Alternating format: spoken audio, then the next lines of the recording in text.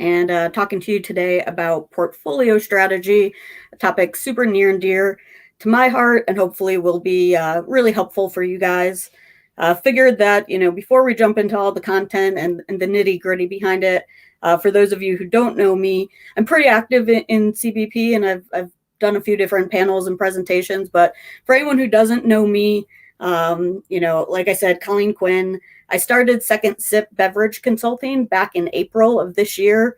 And I did that after many years at Craft Brew Alliance. I was head of strategy for them, built out an analytics and planning function, led their M&A process for about a year or two when we were acquired three breweries all on the same day, which was a crazy story for a different day for sure. And then, they shipped me out east and I was general manager for all of their East Coast business for a while. So got out of the strategy world and into execution mode, supporting those breweries and my team out there. And then we got scooped up about a year ago by Anheuser-Busch. That acquisition was kind of a long time coming. And so I joined AB as head of strategy for their craft business unit. Big part of my focus there and in prior roles was on portfolio strategy. So I've definitely looked at this from a lot of different angles, portfolios of breweries, portfolios of beers within breweries. And like I said, it's something that I think is relevant for every brewery out there. So, now I've get a chance to kind of apply some of this knowledge with different clients at Second Sip. Really wanted to make sure that I was helping, leverage my prior experience with this topic and others to really, make sure that the other 8,000 plus breweries out there have the support and are thinking about things in different ways and thinking about their business more holistically so that they can meet their goals and achieve what they want to in such a dynamic market. So that's a little bit about me and my background. But you guys aren't here just to hear about my history lesson. You guys are here to hopefully learn a little bit more about portfolio strategy and building a strong portfolio strategy. So we can jump into that. And what we'll talk about today, we'll start with a portfolio strategy overview. Just make sure that we're all thinking about this in the same way and using some common vernacular and definitions around it. We'll jump into some common missteps right out the gate. I like to get these out of the way, get them out of, so that they're not distractions or popping up throughout the rest of the presentation. And hopefully, we can all learn from prior missteps that I've made for sure, and that I'm sure some of you guys have run into along the way.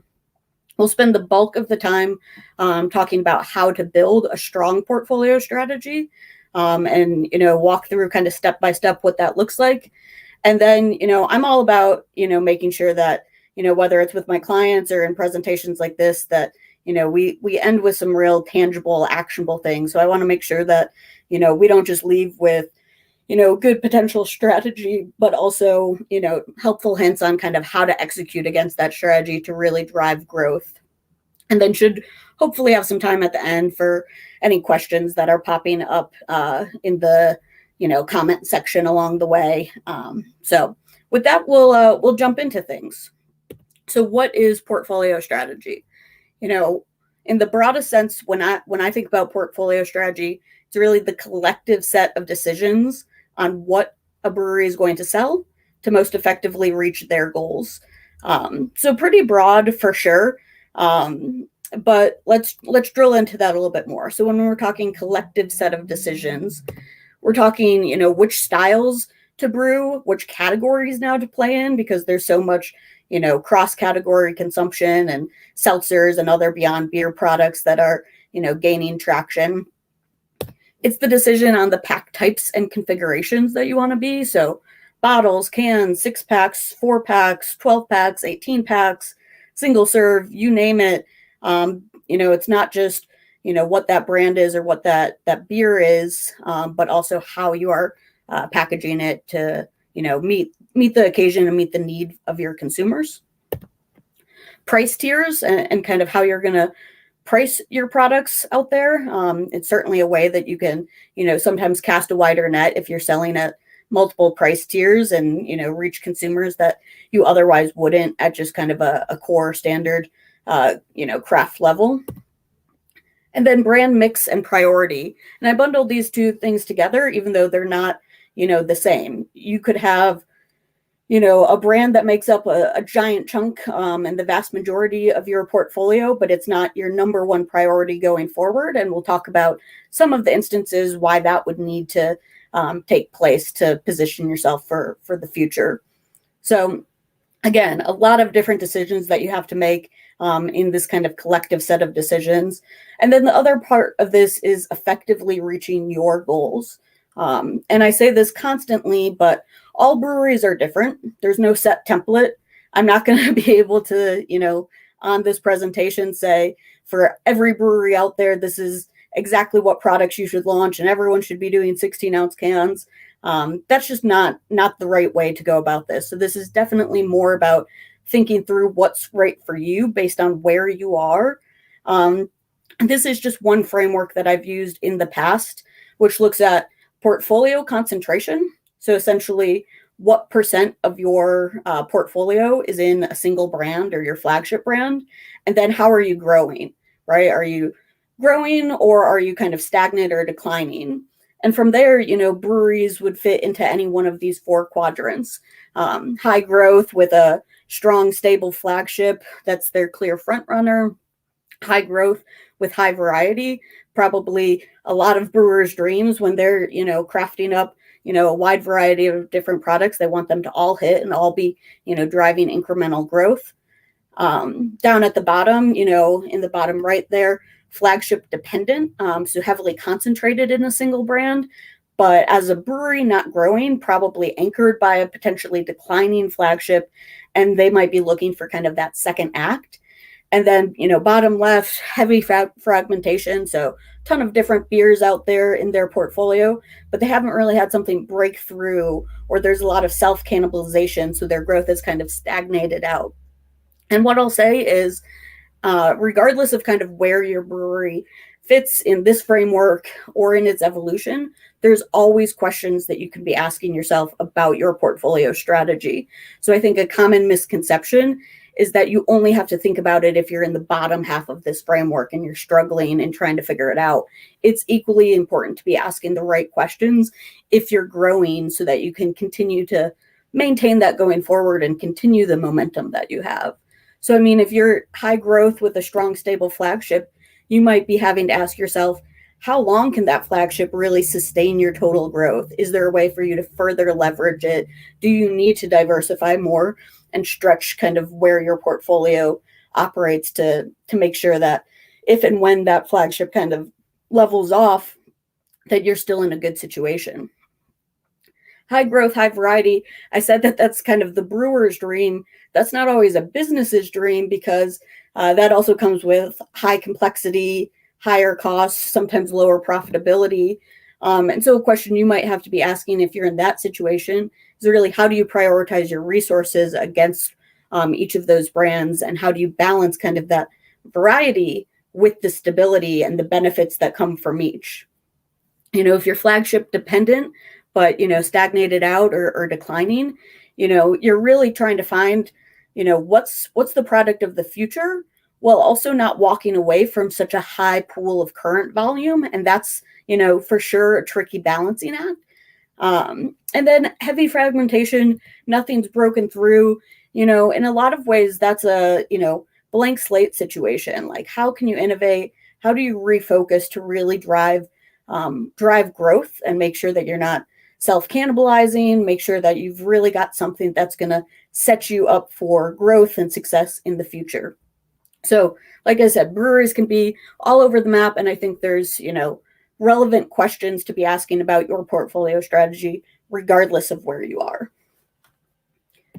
So, common misstep. So before we can build for the future, let's avoid some mistakes. And from my vantage point, there's generally four categories of mistakes that I see the most while people are thinking about their portfolio strategy. A narrow view. So a lot of the time I see people and breweries really only talk about new products without thinking about how that fits in with their existing portfolio. Or all about style. That expression, like, if all you have is a hammer, everything looks like a nail. I think a lot of the time when people are thinking about portfolio strategy and kind of what to do next, it's always just, oh, I've got to, brew the next new subcategory of IPA that's the latest and greatest right now, and not necessarily think about all of those other decisions that they could be making about their portfolio. One size fits all. I just said that all breweries are different, so this should be obvious that it can be a mistake. But specifically, what I see is a lot of breweries not considering brand fit. There's a lot of kind of Me Too innovation, copycat innovation that comes out where everyone's kind of doing the same thing without really thinking about what's the way that they should be doing it to make sense for their brewery. Should they even be doing that thing that everyone else is doing if it doesn't really fit kind of your identity and who you are? And then not adjusting over time. That framework I was showing before, breweries can jump around over time for which quadrant they're in. And as a result, the questions they need to be asking themselves can also look different. So, portfolio strategy is a dynamic thing that's going to evolve as your brewery evolves, which leads me to kind of the third bucket of kind of breweries that are a little bit short-sighted or complacent, not grounding their portfolios in a long-term goal, and also being limited by the current capabilities that they have. If you only have a bottling line and that growth is in cans and you're, just kind of stuck in bottles right now, the answer might be building a business case and figuring out how you can expand and grow the capabilities of your brewery to get into that higher growth pack configuration and pack type. So not being kind of handcuffed by that current state. Lack of role definition. So, treating all products as equals. If you were, the coach of a basketball team, you don't need 5 point guards on the court at the same time. So every product in your portfolio should have a clear role. And this also helps make sure that you're not self-cannibalizing because you're really being thoughtful about the role that each of them are going to play for you, and how that will be different from the role that another product's going to play for you. So again, get these things out of the way up front so that, we won't be as distracted by some of these common missteps. But also I think good things to keep in mind as we talk about how to build a strong portfolio strategy, because your brain may have gone to one of these areas. A lot of breweries do. But hopefully this will allow us to kind of say, hey, no, I got to think bigger or more differently about it. So what you guys all came here, I think, for is really how to build a strong portfolio strategy. And what we're going to do is kind of walk through each of these 5 steps in a little bit more detail. But I tried to, keep it as simple as possible, break it down into, 5 pretty digestible steps that, again, any brewery, regardless of your stage, regardless of the situation that your portfolio is in, can go through each of these 5 steps to, I think, build a stronger portfolio strategy for the future. So the first is about being clear about who you are and where you're headed. The second is making sure you deep dive and really understand what your current state is, how you got there, what are the gaps to where you want to be. Getting input is super critical, and we'll talk about that in more detail. Thinking holistically, again, I said at the beginning, portfolio strategy is this collective set of decisions. So inherently thinking holistically is key to building a strong portfolio strategy, and then locking it in and executing. Certainly, again, not being afraid to adjust, but if we don't ever lock it in, I think it's going to be tough to drive the right execution. And I'll explain some of the reasons why that can be. So the first step, who you are and where you're headed. For me, that's all about brand positioning, what you represent in the eyes of the consumer, how you stand out from your competition, and then a long-term goal. Where do you want your brewery to be in 5 years? That can be a volume target. That can be a share target. You might say you want to have the number 1, Pilsner in a certain market. You want to be a top 5 brewery. You want to be breaking even. You can declare that goal in whatever way, but it is super important to have it so that if those decisions that you are making will position you to get there. An example that I use there is, I had a brewery that wanted to be a 10 share of total beer in their home market in 10 years. Well, craft in that market was only an 8 share of total beer. So that inherently said, all right, they have to be thinking broader and beyond the current definition of craft. They have to be exploring some, beyond beer, whether they're getting into, seltzers or, different price tiers so that they can play in more spaces and ultimately reach that goal. But to bring this to life with an example, so Cisco Brewers was one of the breweries that I acquired while I was working at Craft Brew Alliance, and then subsequently managed when I was general manager of the East Coast. We went through this exercise very thoroughly, right? Like really clarifying kind of who Cisco Brewers was. Definitely, if anyone's been there, it's from Nantucket. Certainly a more lifestyle brand than a typical craft brand, very experiential, such a great brewery to visit if you're able to get out to Nantucket, but really positioned it as this kind of laid back, refreshing brewery that, reflects kind of those good times that you get while you're by the coast. And the ambition there, certainly we quantified it more, but to save them from declaring what their goal is publicly, they certainly wanted to become a leading New England brand. When at the time, probably 80 to 90% of our volume was just in Massachusetts. So certainly that stretched kind of where Cisco wanted to be in the future. And it's not as easy about just having those two things, but we're talking portfolio strategy, right? So how do you apply those two things to decisions you're making about your portfolio? And for Cisco, you wanted to be a leading New England brand, but they didn't have a New England hazy IPA. So launched a hazy IPA, made that the new number one priority versus their current kind of flagship was a very malt forward, old school English pale ale, which just wasn't, great brand, loved and coveted by a lot, but wasn't going to drive that future growth that they needed. They did we shifted from bottles into cans. Again, trying to shift out of a declining pack type and into a growing pack type. So again, a different angle than just style to consider when you're making the decisions.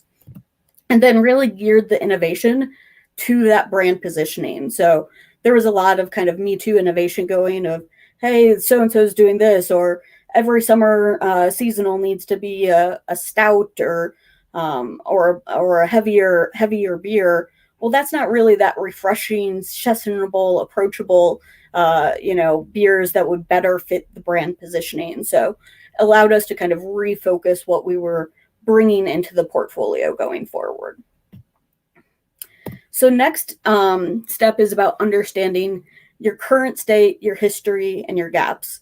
And here I'll use two different examples.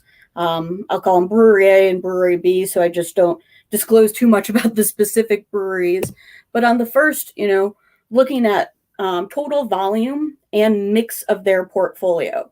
So in a great position, growing, quite aggressively over this time period. They're two kind of dual flagships that were, making up about half of their portfolio, were a blonde and an IPA together. They launched a Bock beer in 2019 that really drove more incremental growth and became kind of that strong number 3 brand. They would have been in that upper left quadrant of the framework I was showing you earlier. But the things that were going on was they realized that they were under indexed relative to their market in IPA. They didn't have that clear front runner. And while it was great that they, broke through with a solid and incremental number 3, they really had to think about, am I becoming known for each of these single brands or beers within their portfolio at the expense of kind of building their overall brand identity, and really had to think about, prioritizing their resources against this kind of triple threat that they had with these 3 top brands. On the flip side, Brewery B was in a rough spot, right? Declining, volume was declining. They had kind of a more traditional IPA and an ESB as some of their, core brands. But then, launched an Imperial IPA. They launched that line priced with the rest of their with the rest of their portfolio. So again, using price tiering and kind of pricing as a lever to go about it. And suddenly it became their number one brand in their portfolio. And for them, they really, identified that, brand C, that Imperial IPA was what drove that turnaround. So they were asking themselves, A, where are brand A and brand B going to kind of level out? But also, how can they better stretch brand C and grow that further? And this is all, data and information that you should have about your brewery. This is your volume. This is your mix. It is important to also look at your performance in your portfolio versus the market, but you can do that by, hitting the trade, seeing what, things are going to sell. It doesn't need to be like robust analytic processes, but really looking and diving into, how your portfolio and how your business has really evolved over time is a critical second step, because again, then you compare that to where you're headed in the future, and you're able to make more informed decisions, close some of those gaps, and build a stronger portfolio overall. The third step is getting input. So I just said, I was just showing quite a bit of data, but it doesn't need to be that rigorous. You don't need to, call up a consultant to like run through all of these numbers and do all of this analysis. A lot of it is just talking to people, talking to your consumers, brainstorming with your team, discussing with trusted advisors, right? Because it's one thing just to hear kind of a snippet of, you've had 6 customers come in to your tap room and they were all asking for a cold IPA because that's the new hot trend. But really trying to understand the why behind some of those should, involve sitting down and having deeper discussions. Sit down with some of those regular customers, sit down with those long-term employees, and really understand not just the 2-second, review that they left on Untappd or the thing that they said to one of your bartenders, but really understand what they're looking for, what they're liking, and go a little bit deeper there. Certainly looking at the trends and what's happening out there. Another way is to kind of lean into organic innovation. And this is kind of that test and learn approach, where you can more gradually expand a product. So maybe you launch something just in your tap room, it gets good feedback there, people are loving it. You decide, hey, I'm going to can it and put it out there, maybe initially just like seasonally or a limited release. If it gets really good traction there, hey, that might be a future flagship type product for you and really driving a core part of your business going forward. So there's ways that you can do this in a, gradual way where you're getting kind of feedback and validation as you expand that product before you go all in on it. And that's another way to get good input. Talking to accounts, right? Not just your consumers or customers that are in your tap room, but talk to the bars that you're selling your product to. Talk to the bottle shops that you're in. What are they seeing? What's selling well for them that isn't your product, right? And try to understand a little bit more from them, because that'll, again, help you make better decisions about what you should sell and how to position your products and your portfolio to kind of reach those goals, maximize your growth, and set you up for success in the future. So again, this is stuff that I think everyone should be able to do. Step 3, it's at the end of the day, talking to a lot of people, right? And getting that input. So hopefully at this point, we're through kind of 3 of those 5 steps, right? Know who you are, where you're headed, study kind of how you got there and what your current state of things are, and get input and talk to people. So pretty easy, right? So far, I think hopefully you're feeling like this daunting and complex topic of building out a strong portfolio strategy is actually pretty digestible and something that, every brewery can do. Hopefully you're feeling good, because we're about to jump into what I would say is probably the toughest step, and that's thinking holistically. So again, I said at the very beginning, portfolio strategy is this collective set of decisions. There's a lot of different components, styles, categories, pack types, price tiers, brand mix, all of that. And what we're really trying to do is how do we leverage all of those components to drive incremental growth? And I'm somebody who works better with like more specific examples than just kind of the academic version of how to go through it. So we'll talk through a few different scenarios that, maybe some of you are facing right now, maybe some of you have faced in the past, maybe some of you will face in the future. But the first one, your flagship's killing it. You're probably in that kind of top right quadrant of the framework that I showed at the beginning, but you're wondering, how can you sustain that growth or amplify it even further and also not be as reliant on one brand? And what I'll say there is, you can look at two different routes here. Pack extensions, right? So if you've got that great flagship and you're only in, 4 packs and draft, add 12 packs, think about adding 18 packs, think about adding, single serve options or brand extensions, right? That flagship clearly has some equity that, is really resonating with consumers. Can you extend that brand and, use that brand as kind of a halo to create kind of a series or a sub brand or a subline there, and kind of use some of that equity to expand onto other brands and beers within your portfolio. You might be in a situation where, like the brewery I was talking about before, you need more IPAs, but every time you've historically launched one, it just eats away at your other kind of existing IPA, and you're really kind of self-cannibalizing yourself versus driving incremental growth. What I would say there is make sure, the recipe and branding are well differentiated from each other, so that, you've got your clear IPA, your hazy IPA, session IPA, that there's a reason to want to try each of them. You can create a series that's separate from your core offering. You could consider different packaging or pricing tiers for some of them. All ways that you can hopefully make sure that new IPA is additive and incremental to your overall portfolio going forward. You might be in a situation where your top volume brands are in declining styles or they're starting to decline. And you're in this tough situation because they might represent, 40% of your total business, but at the same time, they're declining. So how do you balance kind of that current focus versus future focus? And what I would say there is, prioritize innovation, right? If you've got, declining styles, you need to breathe some more life into things. It might not be a situation where you can revitalize those particular brands. So you might need to look for kind of what that new top dog in your portfolio is going to be.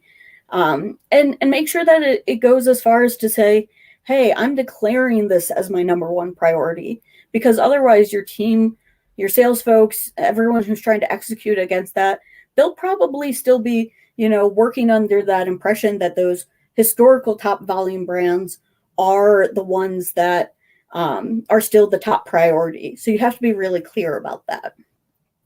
You might be in a situation where you've got a great winter seasonal, but none of your other seasonals perform.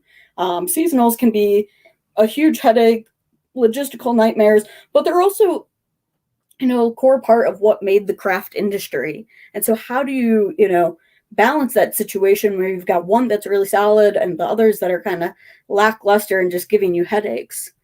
Well, there, you could again consider pack extensions for winter. So maybe you only do 4-pack 16-ounce cans for your seasonals, but for that winter one, maybe you'll also add 12 packs. Maybe you'll add, single serves of that, so that you're able to better capitalize on that one and not just be handcuffed because all of your other seasonals only come in 4-packs.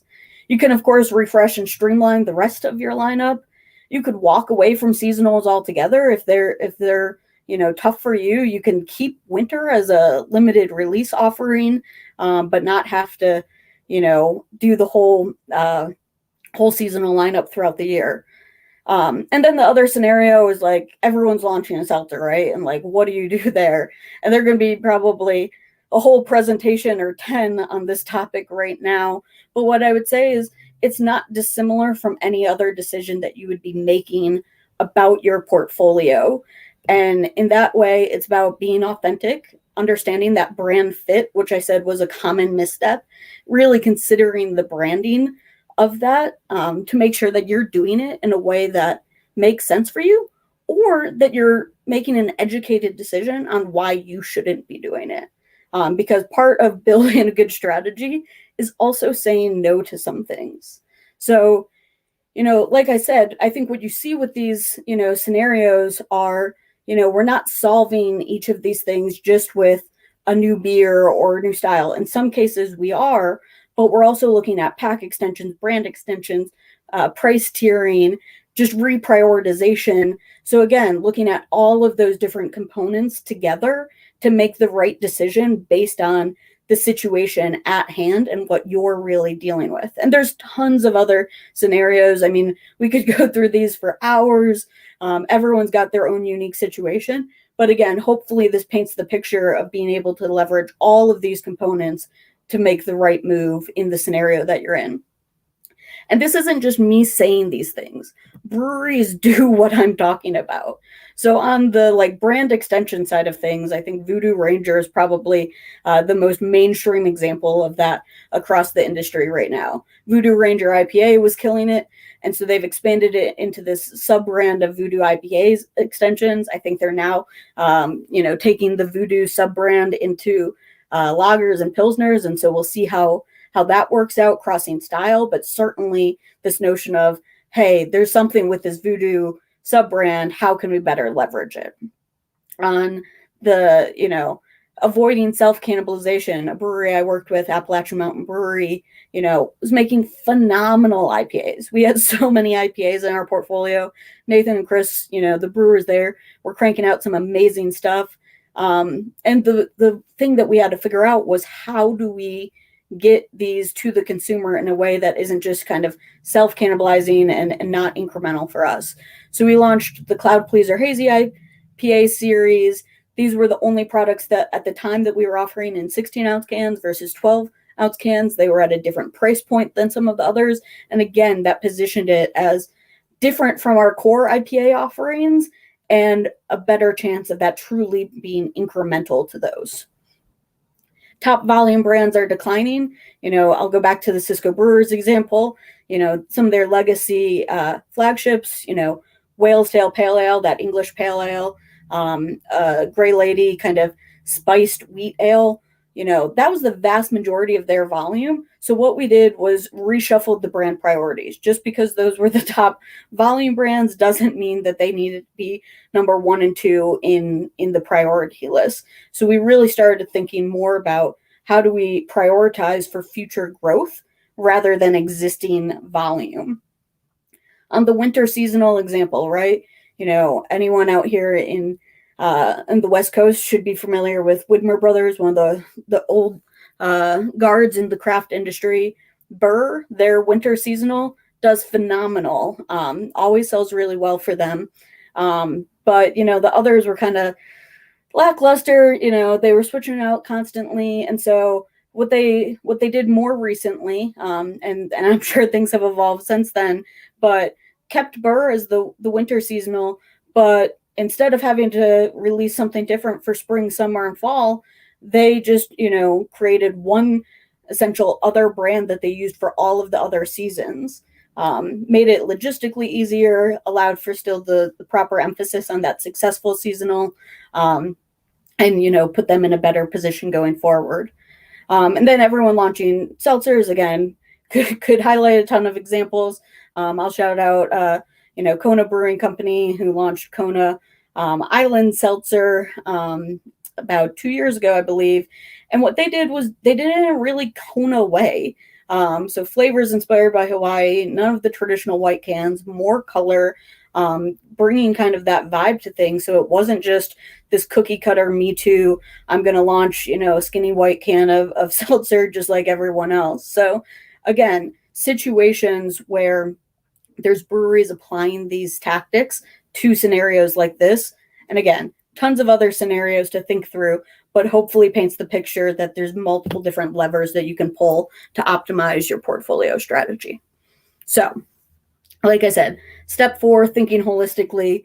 It's complex. There's a lot to it. It's probably the trickiest part. So now that we've got that kind of out of the way, we'll jump into the last step, which is locking it in and executing. which, if I said that thinking holistically was tough, what can happen is breweries can get to, step 4 and think they're done with this process. And that's kind of like, fumbling on the 1 yard line before you really punch it in and get that touchdown. I've seen so many breweries that have great products, ideas, good discussions on portfolio strategy, but there's sometimes that lack of a willingness to commit to a clear strategy, really lock in brand priorities, and even more so, really let those priorities drive their actions. And part of this is because when you're having some of these discussions, people's personal preferences eke in. So if you've got multiple founders or you've got multiple stakeholders, they might like this beer more than this beer. And what I would say is in these conversations, you have to be decisive. There's no sacred cows. Just because somebody likes a brand, but it's not doing well in your portfolio, things might need to change. And, what could happen is to appease that person, you don't want to say, hey, that brand that you love is now our 6th priority at best, but you have to be decisive and be specific there. And so what I mean there in terms of locking it in and declaring brand priorities is really figuring out what role those brands are going to play in your portfolio. And we used, a structure like this in my prior lives of kind of lead core and supporting core to try to move away from a little bit of that single flagship mentality, but also to help us delineate between kind of future growth versus, a brand that might still have some strong equity or current volume in it, but isn't going to be your growth driver in the future.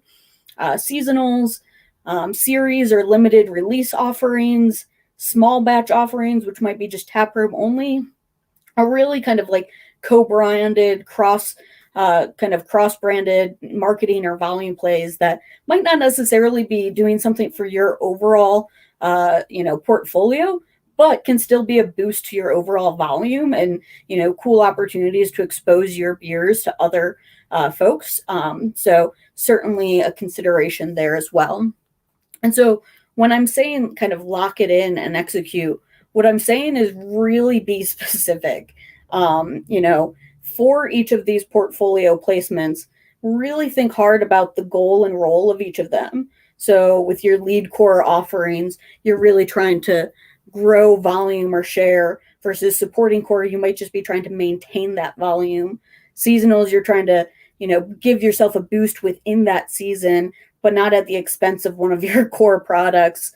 There's some opportunities or goals for you to test and learn where you don't want, your sales team pushing a limited release item as if it's the top priority and that lead core brand, because really you're just trying to, test whether it's going to be viable in market.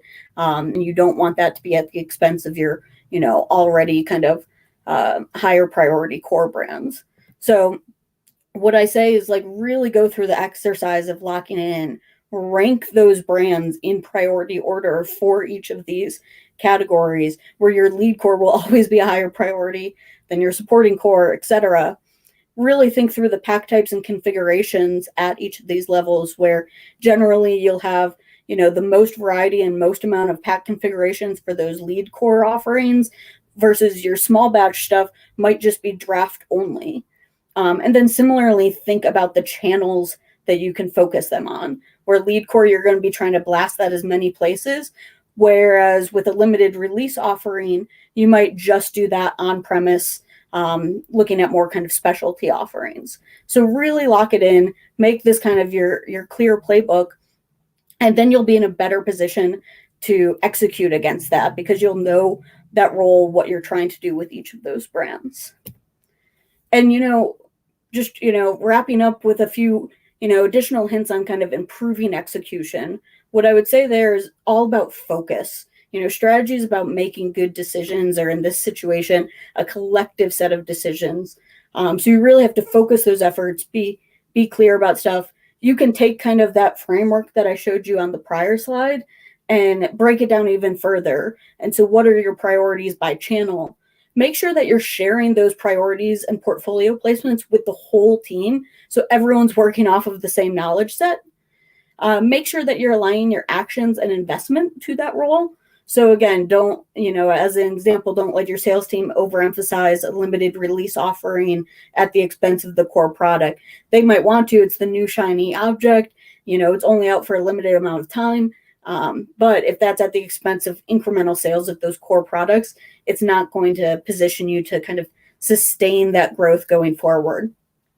Make sure that you explain kind of why you've made the decisions that you've made, and also align your incentive structures, right? If you want people pushing your core products more than other products, bonus them off of core volume growth or core distribution growth more so than total growth, as an example. And then don't be afraid to adjust your strategy, but first make sure that you understand why something didn't work. You want to make sure that if you're really adjusting your strategy, it's because it's the wrong strategy, not because we're just not executing against it appropriately. So before you kind of knee jerk and adjust the whole thing, really ask yourself why, and put yourself in a better position to succeed going forward. So I know we've covered a lot, just to recap, 5 steps on how to build a strong portfolio strategy that we just walked through. The first is all about having a clear brand positioning and long-term goal. The second really about understanding your performance over time and relative to what's going on in the market. Leverage all the sources of feedback. Evaluate all of those angles and opportunities, right? Like, you don't just have a hammer. Not everything is a nail. You've got a whole toolkit at your disposal, so you can really think about your portfolio from a lot of different angles, and then lock it in and execute, really making sure that you're clear about those roles, priorities, and that you go that step further of providing clear direction to your team, to make sure everyone's on the same page and best set up to execute. So hopefully that was helpful. Hopefully you guys now have a better sense of kind of how to build a portfolio strategy. But with that, I'll stop sharing, see if there's any questions popping up, and go from there.